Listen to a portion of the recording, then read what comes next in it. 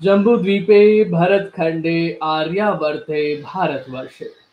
Jambu talks देखने वाले हमारे सभी दर्शकों का बहुत बहुत स्वागत, अभिनंदन। मैं हूं आपके साथ निधीश गोयल, करता हूं आप सभी का यथोचित अभिवादन। 21वीं शताब्दी की वैश्विक भू राजनीति और कम्युनिस्ट साम्राज्यवाद का अंत, इस विषय पर पिछले रविवार को हम लोगों ने एक कार्यक्रम किया था और आज उसका दूसरा भेंट और अंतिम कार्यक्रम हम कह सकते हैं, क्योंकि पिछली बार बात हुई थी कि कम्युनिस्ट साम्राज्यवाद में और चीन में जरा अंतर है, और जरा नहीं बल्कि बहुत ज्यादा अंतर है। अब वो अंतर कैसा है, कैसे ये कम्युनिस्ट साम्राज्यवाद बना, इसके बारे में दीदी जी ने कहा कि 1840 में भी नहीं था, 1947 में भी नहीं था, 1950 में भी नहीं था। चीन आज भी वहां का घोषित नाम नहीं है, औपचारिक नाम नहीं है। वो जो नाम है वो नाम अलग है और दुनिया उसे उस नाम से बोलती ही नहीं है। नहीं बोलती है तो क्यों नहीं बोलती है? और साम्राज्यवाद बना था, विस्तार हुआ था, तो अगर अंत होना है अब आज के कार्यक्रम में, जिसके बारे में हम बात करने वाले हैं, तो उस अंत की प्रक्रिया क्या शुरू हो चुकी है, प्रक्रिया कहां से शुरू हुई है, माध्यम कौन कौन बनने वाले हैं, भारत की इसमें क्या भूमिका होने वाली है, या यूरोपियन देश भी इसमें भागीदार होने वाले हैं, या चीन खुद अपने कृत्यों से मरने मिटने वाला है, यानी कि इसका कम्युनिस्ट साम्राज्यवाद का अंत कैसे होगा। ये आज के कार्यक्रम की, आज के इस दूसरे भाग की भूमिका मैंने आपके सामने रखी है। आप सभी से निवेदन है, ये जम्बू टॉक्स है, ये जम्बू थॉट्स है, ये जम्बू विचार है। इस विचार को पूरे अधिकार के साथ ग्रहण कीजिए। अगर आपने चैनल अब तक सब्सक्राइब नहीं किया है, डू सब्सक्राइब द चैनल, बगल वाली घंटी बजाकर बेल आइकन एक्टिवेट करें, जिससे हमारे सभी नोटिफिकेशन आप तक पहुंच सके। वीडियो को लाइक करें, शेयर करें, और जिस भी माध्यम से आप हमें सहयोग कर सकते हैं वो जरूर करिए। सारी डिटेल्स डिस्क्रिप्शन में दी हुई है। आइए स्वागत करता हूं मैं हमारे बीच पधारी हुई चिर परिचित दीदी प्रोफेसर कुसुमलता केडिया जी। दीदी जी आपका बहुत स्वागत, अभिनंदन, प्रणाम। कैसी हैं आप? अच्छी हूँ। जी दीदी। तो उस दिन अपने लोगों का जो विषय था वो अचानक गड़बड़ हो गया, कारण कि नेट की थोड़ी समस्या आई थी। तो जहां तक मुझे ध्यान है, मैं बात कर रही थी निक्सन और किसिंगर की, कि जी कैसे सोवियत रूस और चीन में आपस में जब तनातनी हुई तो उसका लाभ, उसका जियोपॉलिटिकल लाभ लेने के लिए किसिंगर के कहने से निक्सन जाते हैं चीन। चीन को रूस की तरफ से निश्चिंत करते हैं, जापान की तरफ से निश्चिंत करते हैं। जापान की तरफ से क्यों? जापान का रीमिलिटराइजेशन शुरू हो चुका है। जापान इकोनॉमिकली पावरफुल तो तेजी से हो ही रहा है, और जापान के नाम से कम्युनिस्टों की सिट्टी पिट्टी गुम रहती है। तो ये यूनाइटेड स्टेट्स ऑफ अमेरिका है जो 70s के डिकेड में चीन की कम्युनिस्ट पार्टी को, या हुआंगुआ की कम्युनिस्ट पार्टी को, इसके दो आर्क एनिमीज सोवियत रसा और जापान से निश्चिंतता देता है। और इस निश्चिंतता के मनोभूमि में और पृष्ठभूमि में डेंग 1989 में टाइनामन में जो भयंकर नरसंहार हुआ, युवकों का, छात्रों का, युवतियों का, छात्राओं का, जिसके बारे में ये कम्युनिस्ट पार्टी, चीन के युवाओं को टाइनामेन स्क्वायर का नाम नहीं पता है, उस नरसंहार का नाम नहीं पता है, वो तथ्य उनसे पूरी तरह से बाहर है। तो ये पिछले 30 साल में ये कम्युनिस्ट पार्टी यूएसए की सहायता से अचानक तेजी से उभरी है। और यही 1989 वो समय है जब सोवियत रूस उतरता है अफगानिस्तान में इंडियन ओशन में एक्सेस के लिए, वार्म वाटर एक्सेस, और यही इसके विखंडन का कारण बना। उसी प्रकार से ये अब कोशिश कर रहा है इंडियन ओशन में वार्म वाटर एक्सेस के लिए, और ये इसके विखंडन का कारण बनेगा। जैसे ही 89 में सोवियत रूस उतरता है अफगानिस्तान से इंडियन ओशन जाने के लिए, यूनाइटेड स्टेट्स खड़ा करता है उसामा बिन लादेन, तालिबान, मुजाहिदीन, ये दुनिया भर के जो नाम है, ये सब अफगानिस्तान में खड़े होते। फिर वही मामला, जियो पॉलिटिकल पॉलिसीज। क्या पॉलिसीज है? अमेरिका के लिए अपने सैनिकों को लाकर रूस से लड़वाना कठिन है। अफगानिस्तान के और आसपास के अधपकले मुसलमान नहीं, मुनाफिकों को सोवियत रूस के कम्युनिस्ट फौज से लड़वाना अमेरिका के लिए ज्यादा सेंसिबल पॉलिसी है। ये इनको तैयार करता है, लड़ाई होता है 1991 के अंदर, वो कम्युनिस्ट रेजिम बिखरता है और ये सारे देश, दुनिया भर के देश निकल के बाहर आते हैं। और 1990 से 2020 तक, यानी ये 30 साल, America, United states of America उछलता है, उलझ जाता है मिडिल ईस्ट की लड़ाई में। ईरान इराक की लड़ाई है, फिर इराक के द्वारा कुवैत पर कब्जा है, तो इराक पर पहली लड़ाई है, दूसरी लड़ाई है, और इस पूरे इलाके में फिर आईएसआईएस वाली लड़ाई है, फिर सीरिया वाली लड़ाई है, फिर ईरान और सऊदी अरेबिया वाली लड़ाई है। दुनिया भर के लड़ाइयों का जो नेक्सस है 30 साल में। और जिस इस्लामिक टेररिज्म, जिस पहली बार इस्लामिक टेररिज्म अपने संपूर्ण इतिहास में खड़ा हुआ है। इस्लामिक टेररिज्म भी एकदम गलत नाम है, इसका कोई इस्लाम से लेना देना नहीं है। ये तो मुनाफिकों का, लॉलेस एलिमेंट्स का, स्टेटलेस एलिमेंट्स का, स्टेट की सहायता से, वेस्टर्न स्टेट के द्वारा आर्मामेंट से इक्विप करने के कारण उन्हीं के खिलाफ, जिसको अपने आप भस्मासुर कहते हैं, उनके खिलाफ लड़ाई है। तो ये 30 साल 90 से 2020 वो है जब अमेरिका सोवियत रूस को निपटा देता है, उसको अफगान में, उसको इंडियन ओशन में एक्सेस नहीं लेने देता है। इस 30 साल में ईरान इराक इन सब मिडिल ईस्ट वाले झंझटों को निपटाता है, इनको नामर्दगी की स्थिति में ला देता है। अब ये फुटकर लड़ने वाले एलिमेंट है, आईएसआईएस तो तालिबान तो ये वो, जिसको मीडिया बहुत उछालता है अमेरिका का हार बताते हुए, वस्तुतः अमेरिका का ये हार नहीं है। अमेरिका अपने शत्रुओं को आपस में उलझा रहा है, और उलझा कर अमेरिका खाली होकर ध्यान दे रहा है झुआंगहुआ वाले कम्युनिस्ट पार्टी पर। और इसी 30 साल में ये झुआंगहुआ वाली कम्युनिस्ट पार्टी पहली बार समुद्र की तरफ रुख करती है। ये अगर नक्शा आप लोग देखते हैं, मैं तो दिखा नहीं पाऊंगी, जापान है ऊपर, कोरिया है, जापान कोरिया, और इधर जो रुक्यूस आइलैंड है नीचे, फिर ताइवान है, ताइवान के बाद फिलीपींस है, फिर इधर वियतनाम पूरा है। और इस बीच वाले हिस्से को अचानक, जो इंडियन ओशन और पैसिफिक ओशन का पार्ट है, अचानक इसको ईस्ट चाइना सी और साउथ चाइना सी कहने लग गए हैं।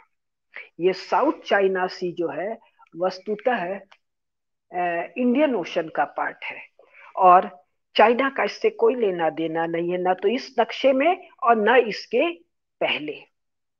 तो अब हम इस सेकंड पार्ट में बात कर रहे हैं कि कैसे 20वीं शताब्दी के प्रथम और उत्तरार्ध, पूर्वार्ध और उत्तरार्ध की में जर्मनी को कंटेन करने के लिए सोवियत रूस आता है, सोवियत रूस को कंटेन करने, सोवियत जापान को कंटेन करने के लिए चाइना वाला कम्युनिस्ट पार्टी आता है, फिर सोवियत रूस जाता है। अब जाना है, अब विखंडन है इस कम्युनिस्ट पार्टी का, यानी लोगों के दिमाग में जो चीन है इसका विखंडन। अब इसके मोटे मोटे तथ्य, ये 30 साल में ही पावरफुल हुआ है। 30 साल के पहले ये बैकवाटर में था, खाने को नहीं था, पीने को नहीं था। माओ लाखों लाखों, करोड़ों करोड़ों लोगों को, लाखों नहीं, 1 करोड़ में 100 लाख होते हैं, 100 लाख, 200 लाख, 300 लाख, 400 लाख, 500 लाख लोगों को माओ मरवाता है। और डेंग जो इनका अमेरिकियों का बड़ा प्रिय था, वो टाइनामेन स्क्वायर करवाता है। और ये शी जिनपिंग अब ये सारे उत्पात कर रहा है और भयंकर जकड़न में रखा है। यहाँ 2-3 चीज और समझ लेने की जरूरत है। ये जो मामला है राक्षसी लालसा, ये देश की नहीं है, देश के जनता की नहीं है, राष्ट्र की नहीं है, स्टेट एपरेटस की नहीं है। ध्यान दीजिएगा मैं जो कह रही हूं, ये कम्युनिस्ट पार्टी की भी नहीं है, कम्युनिस्ट पार्टी का तो जो भयंकर कत्लेआम स्टालिन ने करवाया, स्टालिन के बाद वाला कौन है भाई? क्रुश्चेव है, क्रुश्चेव है शायद। स्टालिन के बाद क्रुश्चेव करवाता है। यहाँ पर माओ लगातार कम्युनिस्ट पार्टी का कत्लेआम करवाता है कि टॉप लीडर्स का, और कैसा भयंकर उनको ह्यूमिलिएट करता है। इस पूरे को पढ़ना हो या किसी एक दिन इसी के बाद मैं ले लूंगी। ये माओ वाली पुस्तक, अनेक अनेक पुस्तकें, मैं एक एक पुस्तक रिकमेंड कर रही हूँ। और ये लालसाएं हैं व्यक्तियों की।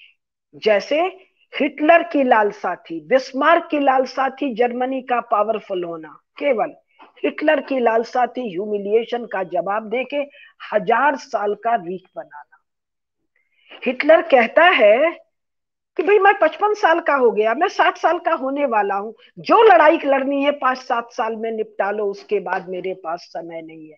शी जिनपिंग तो 65 का हो गया। शी जिनपिंग को जो लड़ाई लड़ना है 5-7 साल में निपटा लो, पुतिन को जो करना है 5-7 साल में कर लो। यहाँ देश नहीं लड़ते हैं, राष्ट्र नहीं लड़ते हैं, ध्यान दीजिएगा। राष्ट्र नहीं, देश नहीं, स्टेट नहीं, रेजीम नहीं, ये सब में थोड़ा थोड़ा अंतर है। कम्युनिस्ट पार्टी भी नहीं, एक व्यक्ति की लालसाएं, जिसको ये यूरोपीय भाषा में डिक्टेटर तानाशाह कहते हैं, हमारी भाषा में राक्षस कहते हैं। तो हिटलर की लालसा, तो स्टालिन की लालसा, तो माओ की लालसा, और अब शी जिनपिंग की लालसा। शी जिनपिंग 65 साल का हो गया है। इन सबों का आयु अत्यंत महत्वपूर्ण है। शी जिनपिंग का होल, जो लोग थोड़ा पढ़ते लिखते हैं उनको पता है, कम्युनिस्ट पार्टी में बहुत टेनुअस है, कम्युनिस्ट पार्टी में उसका बहुत विरोध है, और इस कारण से वो स्वयं को आजन्म, जब तक जिंदा रहेगा तब तक के लिए, ये कम्युनिस्ट पार्टी वाले इस पूरे इलाके का प्रीमियर कानून बदल के नियुक्त करवाता है। क्यों भाई, तुमको भरोसा नहीं है क्या कि तुम्हारे लोग तुमको फिर चुन देंगे? पुतिन भाई, तुमको भरोसा नहीं है क्या तुम्हारे लोग तुमको फिर चुन देंगे? या तुम्हारे यहाँ जो नियम है कि 2 बार या 3 बार ही प्रीमियर बनना है, तो तुमको क्या भरोसा नहीं है कि तुम्हारा जो सक्सेसर होगा वो तुम्हारे सपनों को आगे बढ़ाएगा? क्यों तुम्ही को आजन्म रहना? आजन्म इसलिए रहना है क्योंकि पकड़ बहुत कमजोर है। जैसे नेहरू की कांग्रेस में पकड़ बहुत कमजोर थी, इसीलिए स्टालिन उसको अंगूठे से दबा लेता था, चुपचाप मेरी बात सुन, नहीं तो उलट जाएगा। सुभाष बाबू तो बहुत दिन जिंदा रहे, बाद में सुभाष बाबू को नेहरू भारत लाया है, ये सब लंबी कहानी है। तो एक कारण तो है इस कम्युनिस्ट पार्टी का लीडरशिप कमजोर है। दूसरा कारण है, पहले अंदर का इंटरनल बता दूं फिर एक्सटर्नल बताऊं। कम्युनिस्ट पार्टी में बहुत डिस्कंटेंट है, ये 100 साल की हो गई है, विखंडन के मार्ग पर है। तीसरा, ये जो 3 किताबें मैं केवल अभी दिखा रही हूँ, तीनों किताबें उसका प्लान की है। पहली रिवेंज ऑफ ज्योग्राफी है, दूसरी मानसून है, और तीसरी है तीसरी है वो एशिया कॉल्ड्रॉन कहाँ गई है। तीसरी मेरे हाथ में है, एशिया कॉल्ड्रॉन, और चौथी है रिटर्न ऑफ मार्को पोलो। ये 2-2, 4-4 साल के इंटरवल पर लिखी गई किताबें हैं। इसकी खासियत हम बताएंगे। ये सब के सब फोरकास्ट कर रहे हैं कि अब फिलहाल हम चीन कह रहे हैं कि चीन में इस 30 साल में जो प्रॉस्पेरिटी आई है, जो संपन्नता आई है, उसके कारण एक मिडिल क्लास का उदय हुआ है, जिसके कारण उसके यूथ में डेमोक्रेटिक डिजायर्स जाग गई हैं। हम लोग अपनी भाषा में बात करें तो जब अब वो लोग उतने भयंकर रिप्रेशन को सहन करने के मूड में नहीं है, तो ये बार बार ये सारी पुस्तकें चारों की चारों में, ये मेरे जहां तक मुझे याद है ये 10 की है, ये 12 की है, ये शायद 14 की है, और ये 16 या 17 वाली किताब है, ये 17 में छपी है। तो ये लगातार कह रहे हैं कि चीन बहुत नपी तुली सधी भाषा में, या इसके डिटेल में हम नहीं जा रहे हैं, कि चीन के इंटरनल डिस्कंटेंट, इंटरनल टर्मोइल से टूट सकता है। यानी यूनाइटेड स्टेट्स ऑफ अमेरिका ये टर्मोइल इंजीनियर करेगा, थोड़ा होगा, थोड़ा फोमेंट करेगा। जैसे भारत में मुसलमानों का झमेला था, उस झमेले को इंग्लैंड वालों ने फोमेंट किया, बढ़ाया, आगे बढ़ाया उसको, वगैरह वगैरह वगैरह। अब जो असली जो मामला है वो मामला है international balance of power. Second world war तक अपने स्वयं को ही वर्ल्ड पावर कह ले रहे हैं, इंग्लैंड और फ्रांस, तुम किस मामले में वर्ल्ड पावर हो जी, नया नया जर्मनी आया, 2 थप्पड़ मारा, तुम लुढ़क गए, और नॉन एंटिटी रशिया और यूएसओ के आगे हाथ जोड़ के गुहार कर रहे, आओ और रक्षा करो और लड़ो इनसे, काहे के वर्ल्ड पावर एनीवे। 1945 के बाद ही इन लोगों ने अपने को वर्ल्ड पावर कहा है। सेकेंड वर्ल्ड वॉर के बाद यूएसए और यूएसएसआर वर्ल्ड पावर खुद को कह रहे हैं, इंटरनेशनल मीडिया पर इनका कंट्रोल है। 1990 कोल्ड वॉर के and, disintegration of communist regime of Soviet Russia के बाद यूनिपोलर वर्ल्ड कह रहे हैं, दुनिया में जो मन में आई ये कह लेते हैं, कारण ये एजेंडा बेस्ड प्रोपोगेंडिस्ट है। तो अब ये कह रहे हैं जी यूनिपोलर वर्ल्ड है, अमेरिका जो है वो सुपर पावर है, रूस ढह गया, और यूरोप तो इंग्लैंड फ्रांस वगैरह को कौन गुने, England France Germany Spain Portugal Deutschland Holland Netherlands सब मिला मुलू के जो यूरोप है, ये नाटो के तहत अब अमेरिका का पिछलग्गू है, एलाई से ज्यादा मतलब पिछलग्गू है। तो ये पूरा का पूरा ढह गया, तो यूनिपोलर वर्ल्ड है। और अगले 10 साल में ये कहने लग गए कि दुनिया जी मल्टीपोलर वर्ल्ड है। और मल्टीपोलर वर्ल्ड कैसे है, एशियन पावर्स इमर्ज कर रहे हैं। तो एशियन पावर में चर्चा में, मेन चर्चा में भारत पर अध्याय नहीं लिखते हैं, लेकिन इधर उधर सब जगह कहते हैं भारत पिवट स्टेट है, धुरी राष्ट्र है, यही दुनिया की जियो पॉलिटिक्स सेट करेगा, या इसी के कारण बैलेंस ऑफ पावर तय होगा, ये इधर झुकता है कि इधर झुकता है।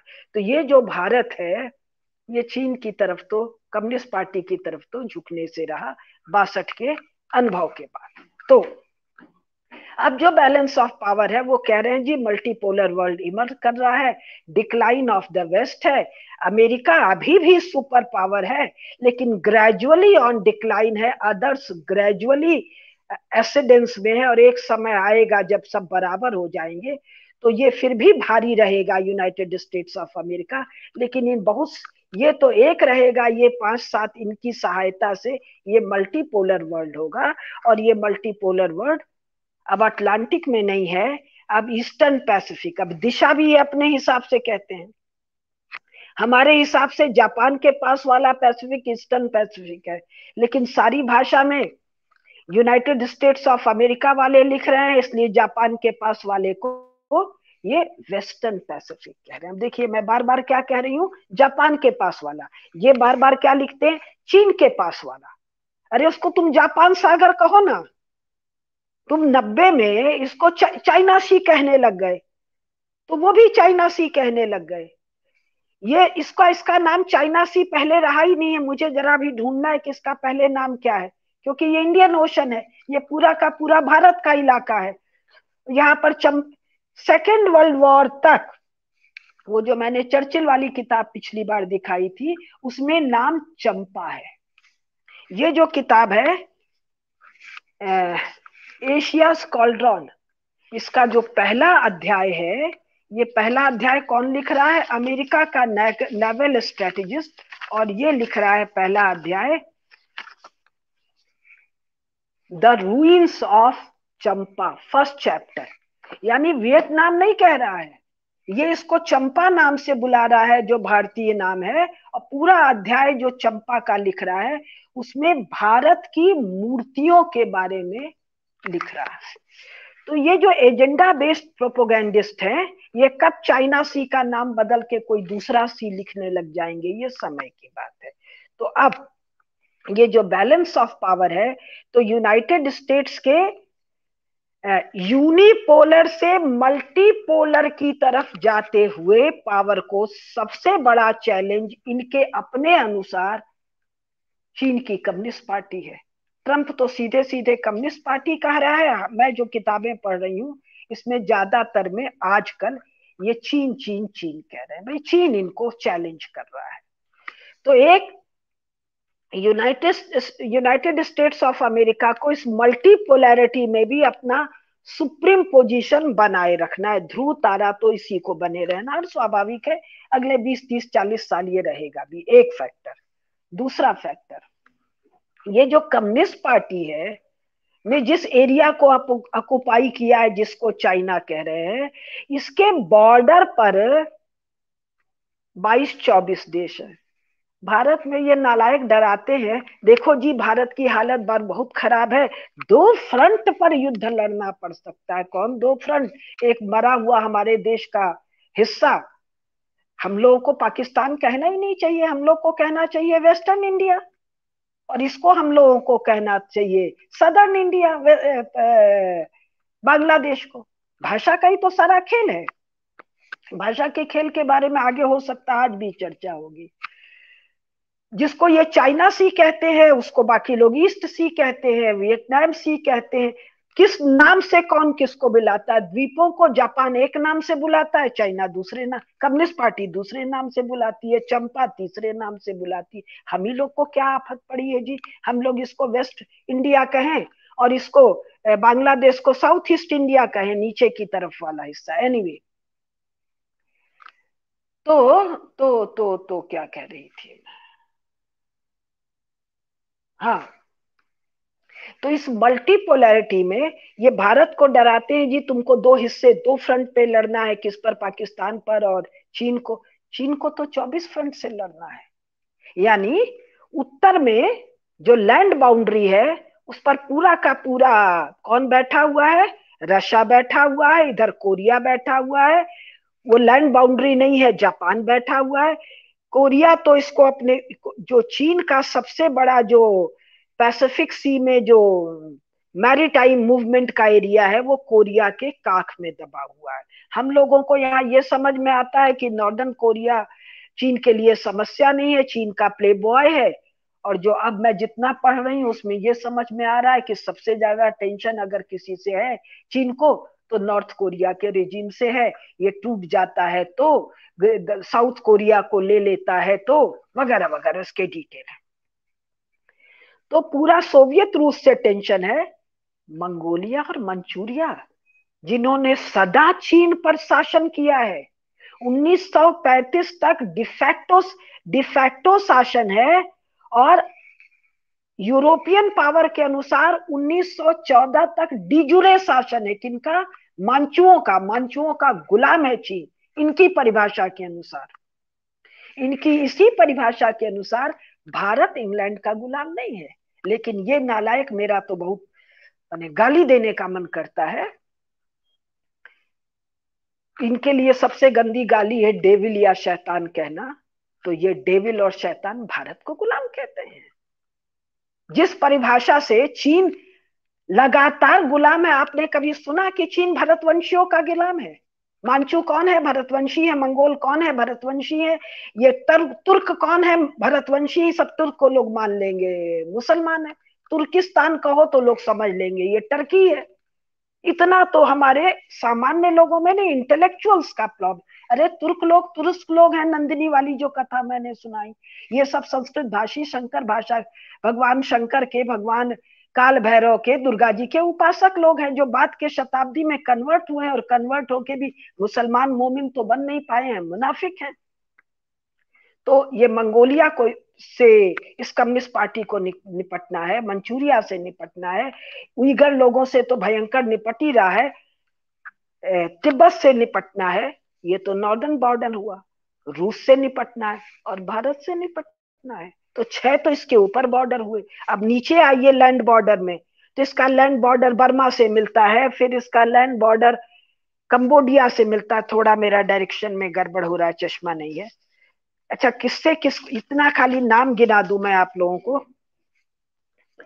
फिर इसका वियतनाम से भी लैंड बॉर्डर मिलता है, बर्मा से मिलता है, कंबोडिया से है।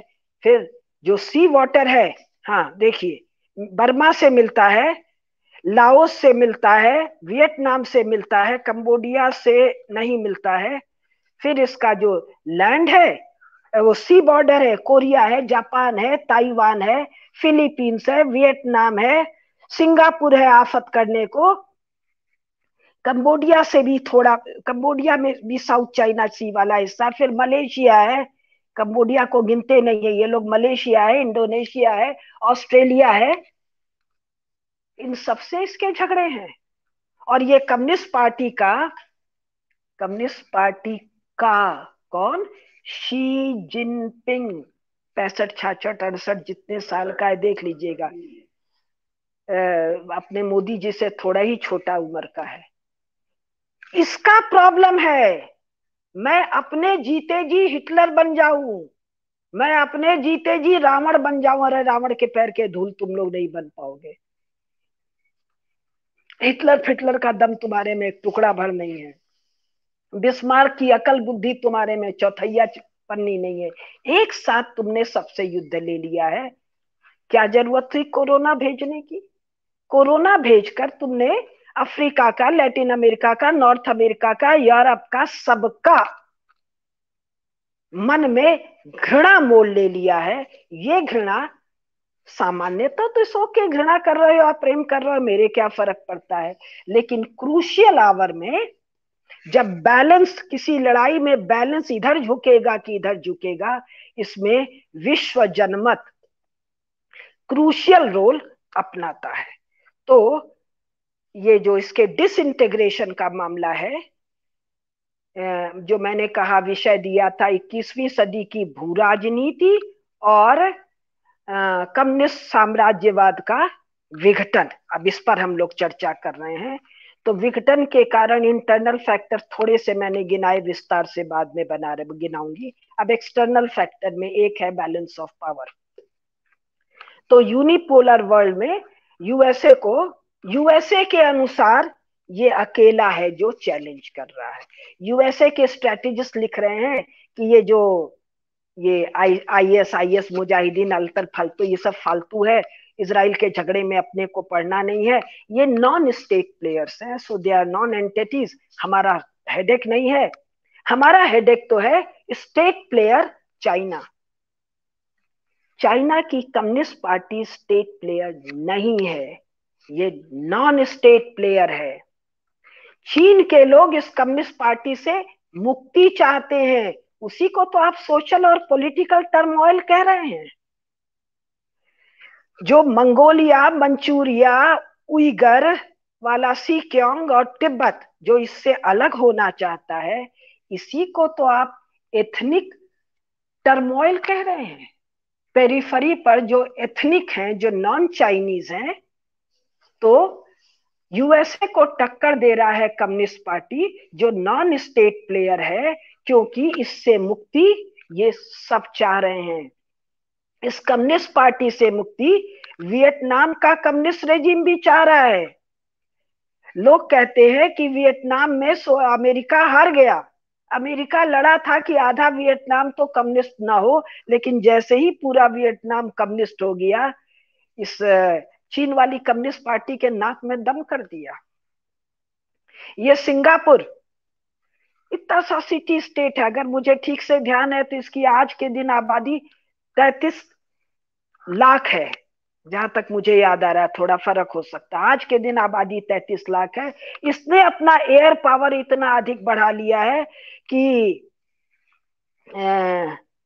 एक मिनट रुकिए, कि मलेशिया वाले कहते हैं कि 4 से 6 घंटे में हमको निपटा देगा।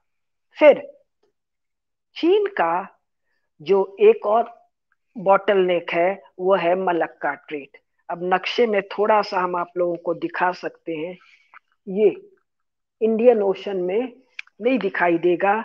अगर आप लोग नक्शा देखें तो जहां ये नीचे वाला मलेशिया आ रहा है, जहां नीचे सिंगापुर है, उसी के बगल में मलेशिया, मलक्का ट्रेट है। मलक्का ट्रेट माले एक जल मार्ग जो केवल 100 किलोमीटर चौड़ा है, 100 किलोमीटर या 100 माइल चौड़ा है।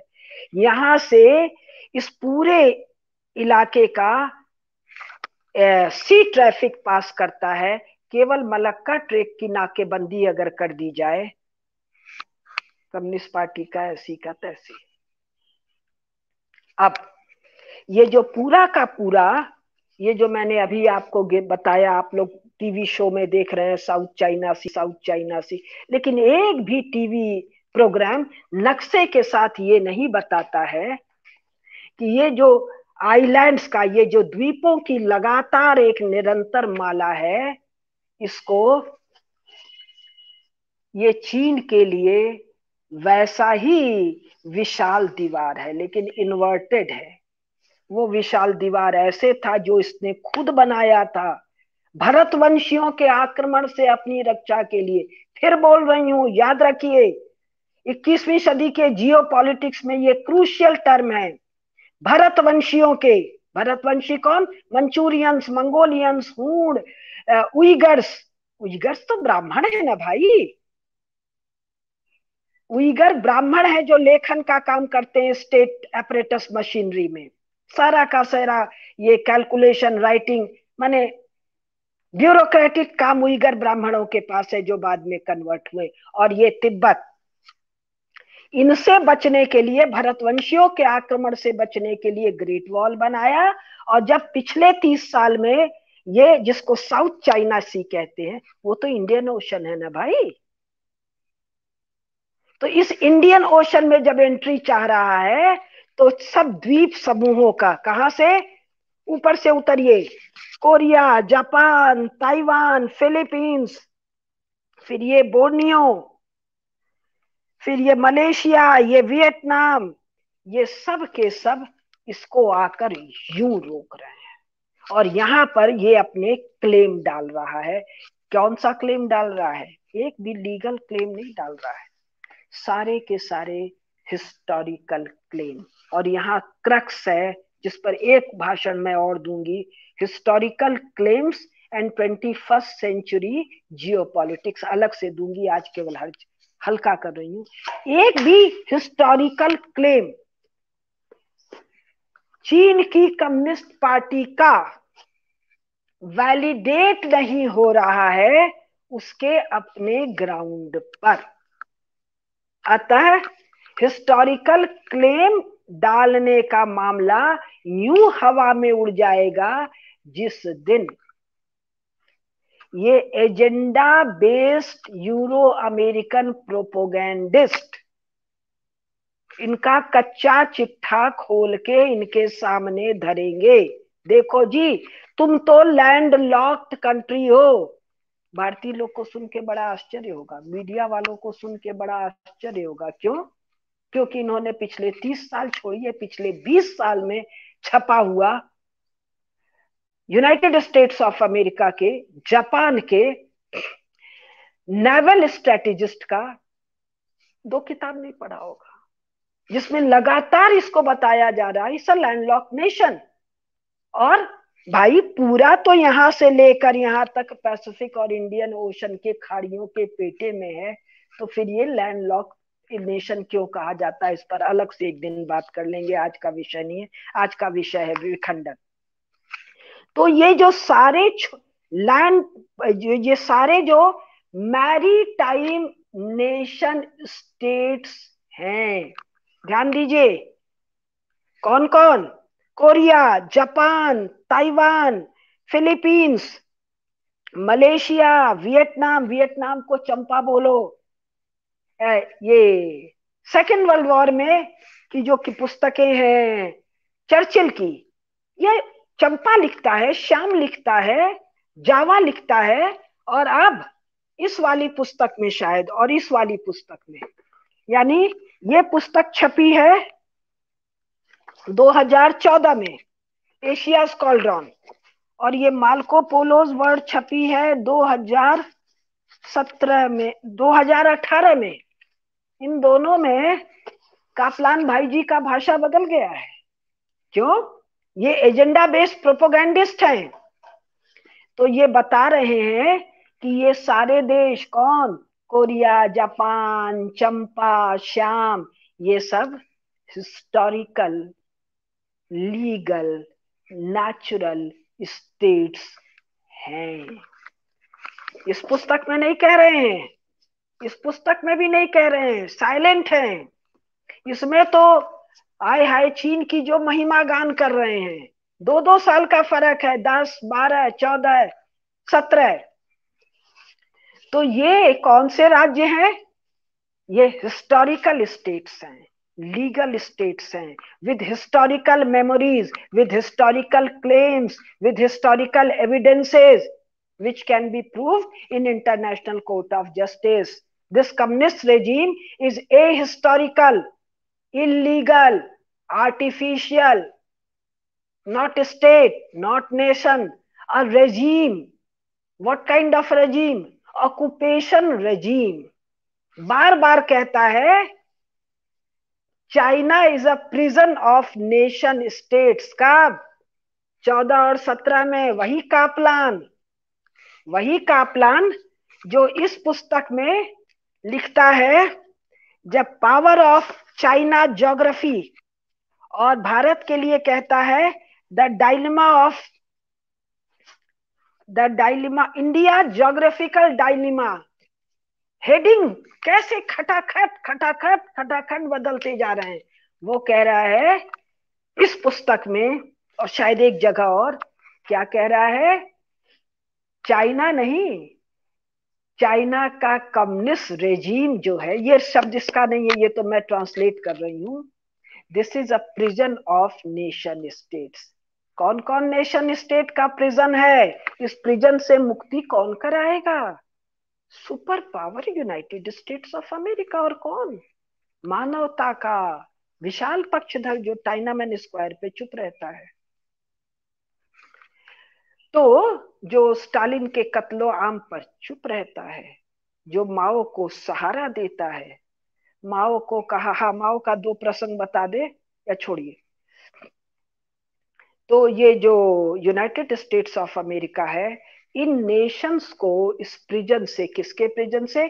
कम्युनिस्ट रेजीम के प्रिजन से मुक्त करेगा। कौन कौन? पहला चीन यानी झुआंगुआ, दूसरा मंचूरिया, तीसरा मंगोलिया, चौथा टर्किस्तान, पांचवा तिब्बत, छठवा छठवा छठवा हेनान, सिंगापुर और छोटे पुटुर सब मुक्त होंगे। किससे? कम्युनिस्ट पार्टी के बर्बर राक्षसी दमघोटू एंटी डेमोक्रेटिक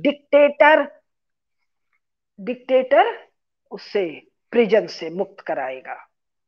तो ये 3-4 फैक्टर बताए। पांचवा छठवा फैक्टर, चीन ने जो शुरू किया है 1 रोड 1 बेल्ट। तो एक इधर तो ये घुसने नहीं दे रहे हैं, तो कह रहा है हम इंडियन ओशन में घुसेंगे पाकिस्तान में ग्वादर बनाकर। अरे पाकिस्तान में तुम थोड़े ग्वादर बना रहे हो, तुम तो पश्चिमी भारत में ना ग्वादर बना रहे हो, सिंधु नदी के मुहाने पर, मुहाने के थोड़ा सा उत्तर में। तो भारत में हम चीन का ग्वादर कैसे बनने देंगे? ये तो 14 अगस्त तक भारत है ना। Historical claim, legal claim, Gwadar हमारा है। अब हमको लगता है 5-7 साल में ये अखबारों में आने लग जाएगा। चीन ने अफ्रीकन देशों को, लैटिन अमेरिकन देशों को, यूरोपियन देशों को सॉफ्ट लोन बहुत भेजा। चीन ने नहीं भेजा, ये शी जिनपिंग और इसके पहले वाले ने बहुत सॉफ्ट लोन भेजा। सॉफ्ट लोन भेज के बड़ा बड़ा एरिया कब्जा किया। बड़ा बड़ा कॉम्प्लिकेटेड स्टोरी है, उसमें आज मैं डिटेल में नहीं जाऊंगी, थोड़ा छींट छांट दे रही हूँ। ये सारे सॉफ्ट लोन एक दिन गायब हो जाएंगे। क्यों भाई? 1949 में तुमने कह दिया था, और 1917 के बाद लेनिन और स्टालिन वाले ने कह दिया। क्या कह दिया? कि भाई जो भी लोन फोन तुमने दिया वो सब लोन राइट ऑफ। क्यों राइट ऑफ? वो तो कैपिटलिस्ट रेजिम ने कैपिटलिस्ट रेजिम को दिया, सो राइट ऑफ। कल कम्युनिस्ट रेजिम रहेगी ही नहीं, तो सारा लोन कौन लेगा? मंगोलिया लेगा कि मंचूरिया लेगा कि तिब्बत वापस लेगा कि झुआंगुआ वापस लेगा? सो राइट ऑफ। इसके बारे में ये सब एक भी लाइन नहीं लिख रहे हैं, ये लिखेंगे बाद में, 2023 में, 24 में, 25 में ये लोग लिखेंगे। मंगोलिया, मंचूरिया, टर्किस्तान और तिब्बत के जाने का मतलब क्या है? गैस, नेचुरल गैस गया। इसका मतलब है दुनिया भर के खनिज पदार्थ, अब सबका नाम मुझे नहीं याद है अंदाज से, बॉक्साइट गया, अल्युमिनियम गया, लोहा गया, कोयला गया, अट्रम गया, सट्रम गया, सब कुछ जो इंडस्ट्रियलाइजेशन का फ्यूल और फॉडर है, गया। एक मास्टर स्ट्रोक क्या? सभी नेशनैलिटी प्रिजन से मुक्त हो।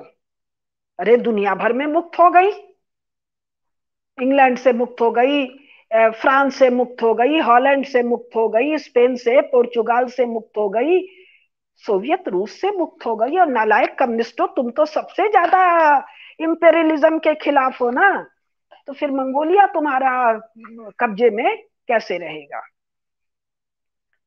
ये सब मुक्त हो गया। तो डिसइंटीग्रेशन तो यहाँ धरा रखा है, लेकिन अभी ये सब तोल तोल के बात कह रहे हैं। कारण कि भैया ये सब हो गया, अभी पेट में डर लग रहा है, जापान दोबारा पावरफुल हो गया, दोनों कोरिया यूनाइट होके फिर पावरफुल हो गया। ये दो दो कैसे हो जाता था? दो कोरिया, दो वियतनाम, दो जर्मनी, दो यमन, दो ओमान, सब जगह दो दो, एक में अमेरिका और एक में कम्युनिस्ट सोवियत रूस, तो सब दो दो हो गए। तो अब सब कम्युनिज्म के जाने से सब फिर एक एक हो जाएंगे। तो ये जो एक एक हो जाएंगे, तो यूनाइटेड स्टेट्स को थोड़ा दिक्कत होगा। तो एक बात सब कह रहे हैं कि जो वर्तमान रेजीम है सोवियत, ये कम्युनिस्ट चाइना की, ये ज्यादा टेक्नोक्रेट है। शी जिनपिंग ठीक ठाक आदमी है, ये सभी नहीं कह रहे हैं कि शी जिनपिंग बुढ़ा गया है, तो शी जिनपिंग से डील कर लो। नया जो आएगा वो 50, 55, 60 का आएगा, तो उससे डीलिंग मुश्किल होगा। ये कह रहे हैं इसी रेजीम को थोड़ा डरा के, थोड़ा धमका के, थोड़ा तोड़ ताड़ के, ये जिसको ये साउथ चाइना सी कहते हैं, जिसका नाम मैं 15-20 दिन में ढूंढ लूंगी, नहीं तो आप लोगों से मैं निवेदन कर रही हूँ, मैं गूगल वगैरह में कंफर्टेबल नहीं हूँ, खोज के देखिए सेकेंड वर्ल्ड वॉर के समय के नक्शों में इन सागरों का क्या नाम है, या 20वीं शताब्दी के शुरुआत में इन सागरों का क्या क्या नाम है, क्योंकि चीन का तो कोई लेना ही देना नहीं है। तो इन सागरों का नाम चीन पर होने का कोई मतलब भी नहीं है, तो इसको ढूंढने की जरूरत है और उन पुराने नामों से हमको बुलाने की जरूरत, क्योंकि ये पूरा का पूरा इलाका तो आज भी इंडोनेशिया है। मिड 20th सेंचुरी में ये इंडो चाइना था, और ये बार बार कह रहे हैं कि ये पूरा का पूरा इलाका, ये अब कह रहे हैं कौन, 21वीं शताब्दी में कौन कह रहा है? अमेरिकन कह रहे हैं ये तो भारतीय प्रभा मंडल के क्षेत्र हैं। अरे हमको तो पता ही है, मुझे, हमारे मीडिया वालों को पता है क्या? हमारे यूनिवर्सिटी वालों को पता है क्या? हमारे नेता लोग को पता है क्या? हमारे ब्यूरोक्रेट्स को पता है क्या? अरे नहीं पता है तो केवल एक काम कर लो रे डालाई को, जाके इस इलाके के मंदिर और मूर्तियों को देख लो, क्या ये मंदिर और मूर्तियां भारतीय प्रतिमानों के अनुसार बनाई गई है कि नहीं? क्या इनको बनाने वाले तमिल, तेलुगु, मलयालम, आंध्र, पाल, बंग, ये पूरा का पूरा जो हमारा ये बंगाल की खाड़ी वाला इलाका है, यानी वहां से शुरू करो, बंगाल, उड़ीसा, फिर ये आपके तेलुगु लोग आंध्रा, फिर ये तमिल, फिर नीचे वाले मलयालम, यानी चेर, चोल, पांडे, चालुक्य, भूल गए सब कुछ, पल्लव, इन सबको भूल गए। जब नरेंद्र मोदी जी ने शी जिनपिंग को दक्षिण भारत में एक जगह ले गए थे, हमको याद है, और उसका मीडिया में जो वर्णन आया था वो कोई बहुत फिजूल सा वर्णन आया था। जहां तक मुझे याद है वहां से आर्मी जाती थी, वो जगह का नाम मुझे नहीं याद आ रहा है। तो हमको, हम भारतीयों को चेरो, चोलो, पालुक, चालुक्यों, इन सबका पढ़ के सुदूर चीन तक अपने historical, legal, cultural friendship, religious, spiritual claim नहीं करना है। एनीवे अभी हम लोग बात कर रहे हैं डिसइंटीग्रेशन ऑफ कम्युनिस्ट एम्पायर की। तो ये डिसइंटीग्रेशन जब होगा, होना तय है, जितना मैंने बता दिया, जितने फैक्टर हैं। और ये अमेरिका वाले, यूरोप वाले, ये मूलतः क्रिश्चियन माइंड है। प्लानिंग, छल, घात, हिसाब से चलना। तो ये 5 से 10 साल का मामला है। कितना मैटर मीडिया को देना, कितना मैटर इंटेलेक्चुअल्स को देना, कितना मैटर जनरल पब्लिक को देना, ये सब काम ये हिसाब से करते हैं। तो 5-10 साल में जब डिसइंटीग्रेशन होगा तो इन हिस्सों को क्लेम कौन करेगा? क्योंकि इनका स्वभाव तो बंदरबाट का है। तो इनमें कौन कौन आएंगे? सोवियत रूस आएगा। इनमें कौन आएगा? अमेरिका आएगा। इनमें कौन आएगा? जापान आएगा। 3 बड़े प्लेयर हैं और इन तीनों बड़े प्लेयर का काम नहीं चलेगा भारत के बिना। क्योंकि इन सबको पता है हमसे बहुत ज्यादा कि इस पूरे इलाके में ये भारत है। ध्यान दीजिए मैं क्या कह रही हूं। ये विराट इलाका जो रिलीज होगा ये भारत है पॉलिटिकल अर्थ में। छोड़ दीजिए, ये इंडिया शैडो ऑफ इन्फ्लुएंस है मॉडर्न इंटरनेशनल डिप्लोमेसी के भाषा में। ये हमारा स्फीयर ऑफ इन्फ्लुएंस है मॉडर्न हिस्ट्री की भाषा में। जापान और भारत दो तरफ से, और ये सब सदा से चंपा, श्याम, जावा, बर्मा, कंबोडिया को काम्बोज, और ये सब के सब सदा से सार्वभौम सत्ता संपन्न राज्य रहे हैं भारतीय राष्ट्र के अंगीभूत के रूप में।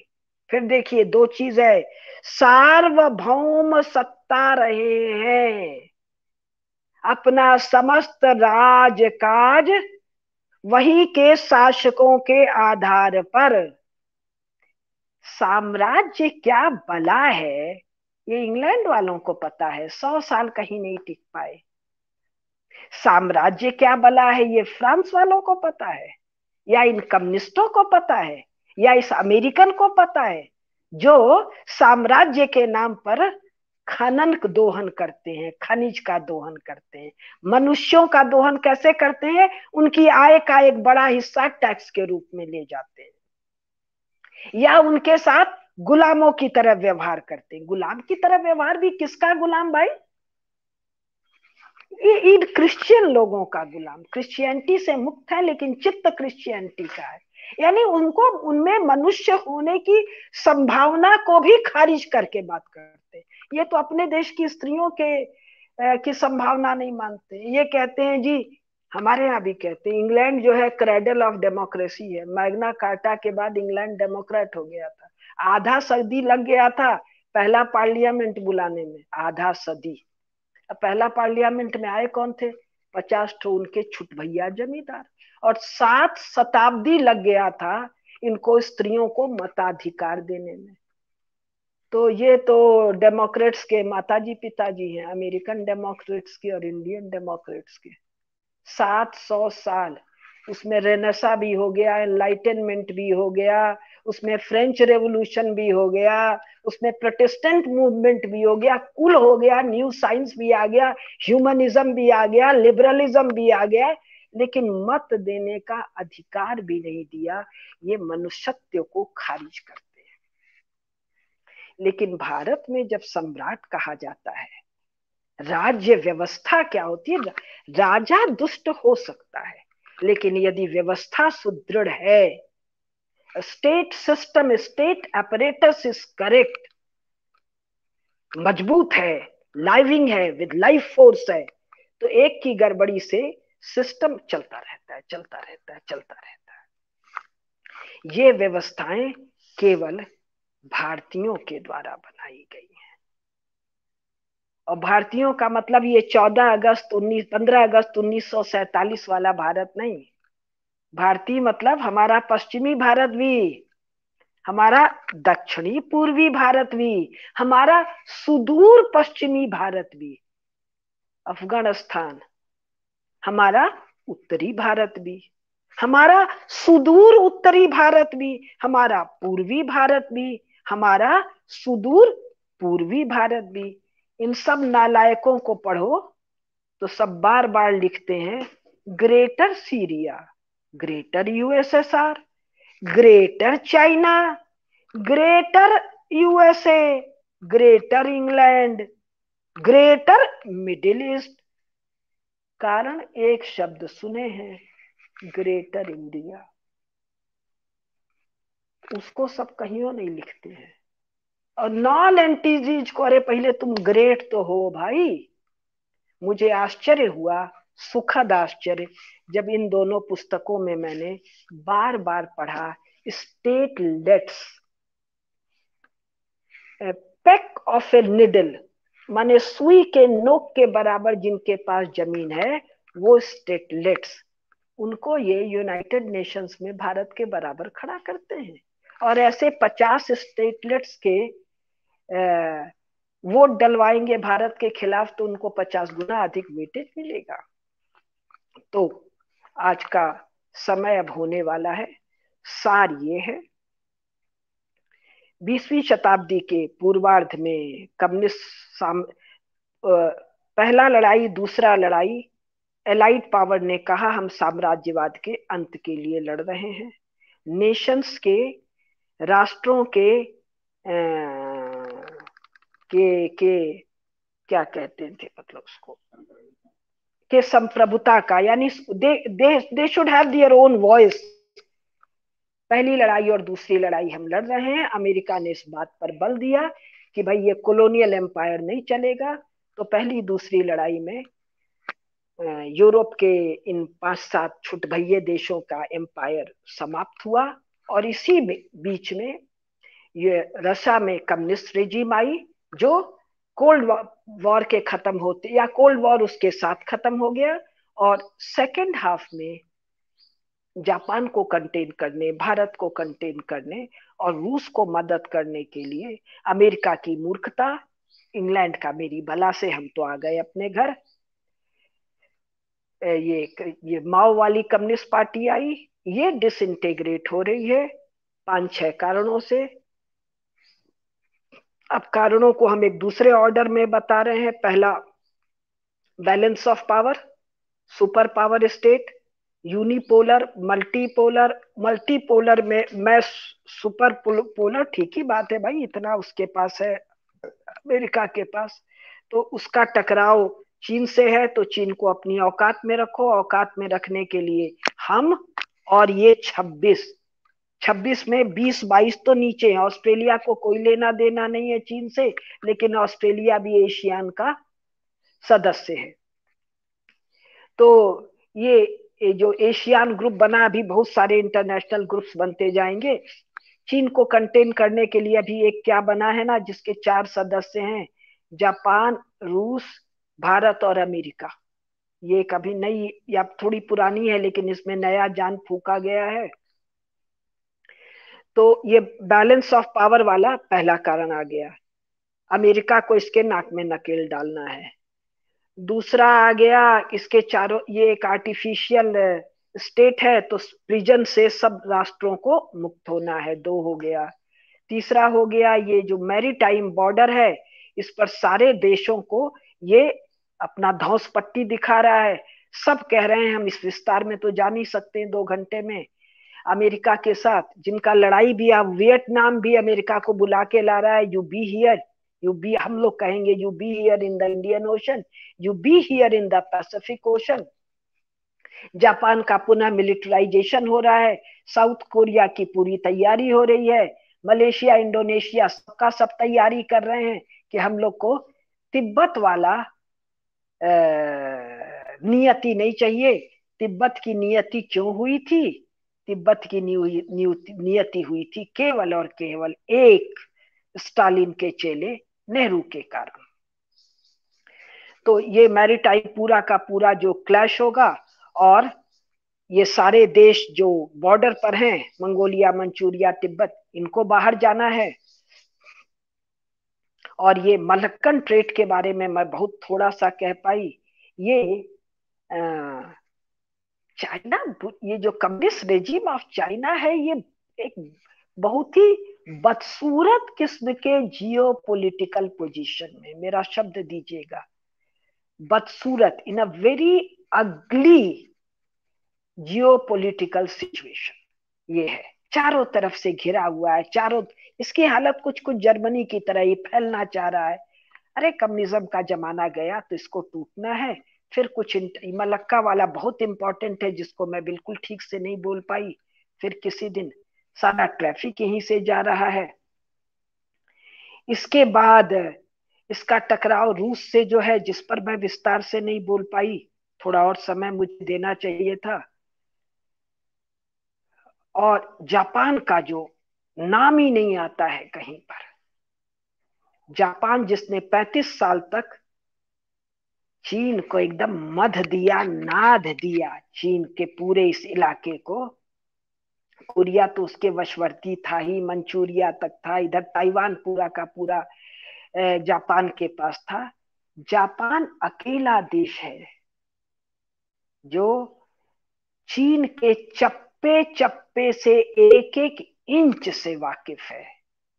तो आने वाली लड़ाई में दो लड़ाई होगी, नेवल वारफेयर भी होगा और कम्युनिस्ट पार्टी के पीआरसी। हाँ, एक चीज और पीआरसी वाला बताना जरूरी है। पीआरसी की ठुकाई कुटाई पिटाई जापान की मिलिट्री करेगी। जापान के अपने एम्बिशन है, जिस एम्बिशन को केवल 2 एटम बम से डाला गया। 2 एटम बम से भी वो मान नहीं रहे थे। फिर सम्राट को ही क्या बोलते, किडनैप करना और क्या क्या, वो जापान वाले में आप लोग पूरा पढ़ते होंगे, नहीं पढ़े होंगे तो पढ़िए, या मैं कभी कहानी सुनाऊंगी। जापान को सबड्यू नहीं कर पाए अमेरिकन, और उसके बाद 3 साल के अंदर कोरियन क्राइसिस जब ये माओ ने शुरू किया तो उसको छोड़ दिया शेर को। फिर तो जापान के एम्बिशन से यूएसए घबरा रहा है। भारत का तो मैं चर्चा ही नहीं कर रही हूं। इसके बाद एक कौन सा विषय मैंने कहा, अभी थोड़ा सा बताऊंगी। जापान वाला हो गया, विषय याद नहीं आ रहा है। कोई एक विषय मैंने कहा था, तो हाँ, और फिर एक मैंने कहा शी जिनपिंग की उम्र, कम्युनिस्ट पार्टी का किसी तरह ढांचे का बंधे रहना, अचानक ढांचे का टूट जाना। हाँ, पीआरसी, ये जो चीन की सेना है, ये एक अत्यंत दुर्बल सेना है। ये चीन की सेना नहीं है। इसका क्या है ना, PLO, people's liberation army, PLA, ये कम्युनिस्ट पार्टी की सेना है, ध्यान दीजिएगा। इस सेना को युद्ध करने का अभ्यास नहीं है। माओ के समय से, 1949 के पहले से ये जापानियों से नहीं लड़ रही थी, जापानियों से चांग काई शेक की सेना लड़ रही थी। माओ से एक बार कहा गया, कोई जापानी प्राइम मिनिस्टर से, क्या कोई एक इवेंट था मिलने विलने का, कि भाई इनको तुम जोर डालो कि ये अपने वॉर क्राइम के लिए माफी मांगे। बोले मैं क्यों कहूं, इसी किताब में विस्तार से दिया हुआ, बहुत ही मजेदार प्रसंग है। अरे ये जापानियों ने चीन को कब्जा नहीं किया होता और इतना जबरदस्त सिविल वॉर नहीं चला होता तो हम भला सत्ता में कैसे आते। We are grateful to Japan, हम उससे क्यों कहें वॉर क्राइम के लिए माफी मांगे।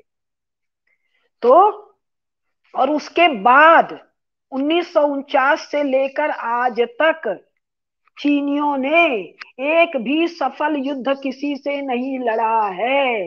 इन्होंने केवल सिविलियंस की हत्या की है, चाहे वो सिविलियन मंचूरिया में है या कोरिया में है या मंगोलिया में है या ये टर्किस्तान में है या तिब्बत में है।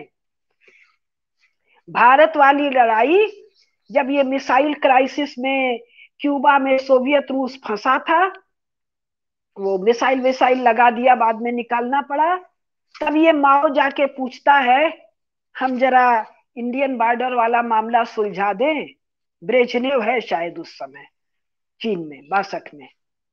तो कहता है जाओ, और उसका लिखा, उसका वो कॉन्फिडेंशियल पेपर है कि ये जाके वहां उत्पात करे तो हमारा वाला बॉर्डर सुरक्षित रहे, क्योंकि अभी हम अमेरिका से उलझ रहे हैं।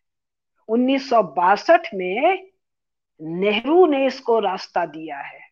तो पूरा का पूरा मैंने 3 भाषण दिया था सेंटर फॉर सिविलाइजेशन स्टडीज के पर, कभी अगस्त, पिछले साल अगस्त सितंबर में, कभी सेंटर फॉर सिविलाइजेशन स्टडीज का दिल्ली की संस्था है, रविशंकर जी इसके डायरेक्टर हैं। तो 62 वाली लड़ाई में 10 दिन तक नेहरू ने एयर कवर हमारी आर्मी को नहीं लेने दिया, और जैसे ही क्यूबन क्राइसिस से रूस वापस आया, रूस ने धमकाया चीन को, और आर्मी ने ये एयरफोर्स ने कहा ऐसी की तैसी तुम्हारी नेहरू की, हमारे जवान मारे जा रहे हैं, हम एयर कवर दे रहे हैं।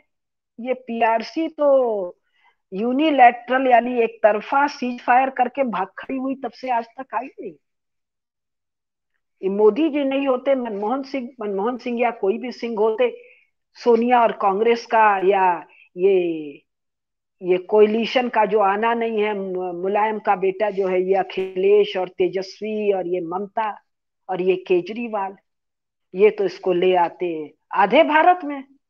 जिस प्रकार तिब्बत पर कब्जा कराने के लिए भारत से पेट्रोल जा रहा था, भारत से चावल जा रहा था, ये सब मैंने उस भाषण में विस्तार से बताया है, संसद की बहसों को और मीडिया की बहसों को। तो ये जो चीन की पीआरसी है, साइज है, आर्मामेंट बहुत एक्वायर कर लिया है, बार बार भाषण में टीवी चैनल्स पे आता है चीन के पास ये है, ये है, ये है। अरे इसको कोई चलाने वाला भी चाहिए, इसको युद्ध का अनुभव नहीं है। ये सब कैसे मुझे पता चला, सपना तो आया नहीं, गैब्रियल भी नहीं आके मुझे बताए। अमेरिका वाले जो सामान्य जनता के लिए लिखकर छापते हैं, उनकी कॉन्फिडेंशियल रिपोर्ट या विशेष रिपोर्ट मैंने नहीं पढ़ी है, सामान्य जनता के लिए जितनी जानकारी वो रिलीज करते हैं उसी में इतना मसाला मिल जाता है। तो भारत की जो आर्मी है ये बैटल हार्डेंड आर्मी है। ध्यान दीजिए मैंने क्या शब्द दिया, भारत की आर्मी बैटल हार्डेंड आर्मी है। फर्स्ट वर्ल्ड वॉर में 15 लाख, सेकेंड वर्ल्ड वॉर में 25 लाख, 1945 के बाद यूनाइटेड नेशंस के वो पीस आर्मी के नाम पर भारतीयों की बहुत बड़ी सेना है, जो सारे दुनिया के बैटल फ्रंट्स पर युद्ध कर रही है। 2001 में जब अमेरिका के ट्विन टावर पर वो हमला हुआ, तो अमेरिका ने युद्धाभ्यास भारतीय सेना के साथ किया था, भारतीय नेवी के साथ किया था, और भारत की सेना का संयुक्त पैक्ट चल रहा है जापान के साथ, ऑस्ट्रेलिया के साथ, वियतनाम के साथ, यूएसए के साथ, यूएसएसआर के साथ।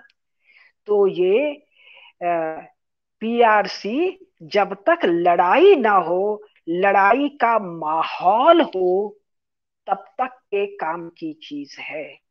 और इस चीन का जो ये नेवल तैयारी है, तो नेवल तैयारी में 1 से 2 जनरेशन लग जाता है उस टेक्नोलॉजी और उस स्किल को हासिल करने में, जो स्किल यूनाइटेड स्टेट्स के नेवल मरीन पावर को है। और इसी प्रकार से ये जो पूरा का पूरा इंडियन ओशन वाला इलाका है, हम चाइना सी, साउथ चाइना सी, ईस्ट चाइना सी नहीं कहेंगे, हम जापान सी क्यों नहीं कह रहे हैं? जापानीज सदा से मैरीटाइम पावर रहे हैं, मरीन पावर रहे हैं। चंपा, जावा, सुमात्रा, ताइवान, ये सब के सब मरीन पावर रहे हैं। एक भी लड़ाई चीन ने नहीं लड़ी है, ना उसका मैरीटाइम ट्रेड है। चीन में तो मैरीटाइम मतलब कि महासमुद्र में व्यापार करने के लिए फांसी की सजा है, परिवार का हथौड़े से सिर तोड़ के मार देने की सजा। जो चाइना पूरा मान लो, मंचुओं का चाइना है, मंगोलों का चाइना है, मिंगों का चाइना है, या कम्युनिस्टों का चाइना है, चाइना है, मंगोलिया है, मंचूरिया, ये सब के सब they are conspicuous by their absence in high seas. They are used to only river navigation. And this is a very, very important fact for 21st century's geopolitics. तो आज का समय मुझे लगता है पूरा हो गया. अगर निधीश जी अनुमति देंगे और हमारे जो पार्टिसिपेंट्स हैं, जो जिज्ञासु हैं, जो जानना चाहते हैं, अगर कहेंगे तो एक टॉक तो मैं करूंगी इस माओ पर, यानी कि कम्युनिस्टों पर क्या किया उन्होंने, उस करने का उस इलाके की जनता के चित्त पर और उसकी सेना के चित्त पर जो प्रभाव है, जो निर्णायक होगा आने वाले युद्ध के भौकाल में. ये बनारस का एक शब्द है, भौकाल. भौकाल मतलब करना धरना कुछ नहीं, वो हल्ला जैसे बंदर करता ना, आऊं आऊं करके काटता है, काटने कभी नहीं आता, कुछ उस तरह की चीज भौकाल है. और दूसरा एक टॉक मैं करना चाहूंगी, जापान ऑक्यूपेशन ऑफ चाइना जो 35 साल चला, जिसका आने वाले 10-20 साल में क्या अर्थ होगा, कभी आपकी अनुमति हुई थी. नमस्कार. जी बिल्कुल दीदी जी, आपने जो बात दोनों टॉक्स के बारे में कही है, माओ के बारे में जो टॉक आप करना चाहती हैं, ये टॉक बहुत जरूरी है अपने आप में. और चाइना, बिकॉज जो आपने कहा कि ग्रेटर चाइना के बारे में बात की जाती है, ग्रेटर यूरोप के बारे में बात की जाती है. ग्रेटर ग्रेटर क्या होता है? जम्बू द्वीप अपने आप में इतना ग्रेटर था, हम उसके बारे में जरा बात कर लें, और कैसे कम हुआ या क्या चीज से कैसे बना है. जी, हम उनके बारे में बात करें तो आपने दोनों टॉपिक से बोले, हम बिल्कुल इसको लेंगे. और जापान के बारे में हमें अच्छे तरीके से बात करनी चाहिए, डेफिनेटली हम इसको जल्दी ही लेंगे. तो आज के कार्यक्रम से अपनी प्रतिक्रिया दर्शक हमें जरूर भेजें, क्योंकि आपकी प्रतिक्रिया जो होती है वो हमारा हौसला बढ़ाती है आगे के कार्यक्रमों के लिए. तो आज के कार्यक्रम में बहुत कुछ आपको मिला होगा, चीन का सही परिदृश्य आपको समझ आया होगा. समझ आया है तो हमें चिट्ठी जरूर लिखिएगा, हमारे मेल आईडी पे लिख सकते हैं, कमेंट बॉक्स में लिख सकते हैं. और जिस भी तरीके से हमारे इस अभियान में सहयोगी सिद्ध होना चाहें जरूर होइए. डिस्क्रिप्शन बॉक्स में सारी डिटेल्स है, कमेंट बॉक्स में लिखिए, मेल करिए, ये सब अच्छे तरीके हैं. चलिए आज के कार्यक्रम में इतना ही. दीदी जी आपका बहुत, जी कुछ कहना चाहती हैं आप? जी जी, अगर चाहे तो इस पर एक प्रश्नोत्तर हम लोग कर सकते हैं. जी बिल्कुल ठीक बात है. मैं दर्शकों के पास प्रश्न आए कि आप, हाँ, कि आप प्रश्नोत्तर जो है प्रश्न हमें भेजें, लिख करके भेजें, ईमेल करें या फिर कमेंट बॉक्स में लिखें. और अगर हमारे पास करीबन 10-15 अच्छे प्रश्न आ जाते हैं तो हम डेफिनेटली इस पर एक बड़ा अच्छा प्रश्नोत्तरी का कार्यक्रम करना चाहेंगे. बिल्कुल जी दीदी जी, बिल्कुल पक्का, ये चीजें हैं. तो आज के कार्यक्रम में इतना ही करते हैं. अभी के लिए नमस्ते करते हैं. सभी दर्शकों का बहुत धन्यवाद. नमस्ते, जय हिंद, जय भारत. सभी पार्टिसिपेंट्स को प्रणाम और निधीश जी को नमस्कार. नमस्ते जी, नमस्ते.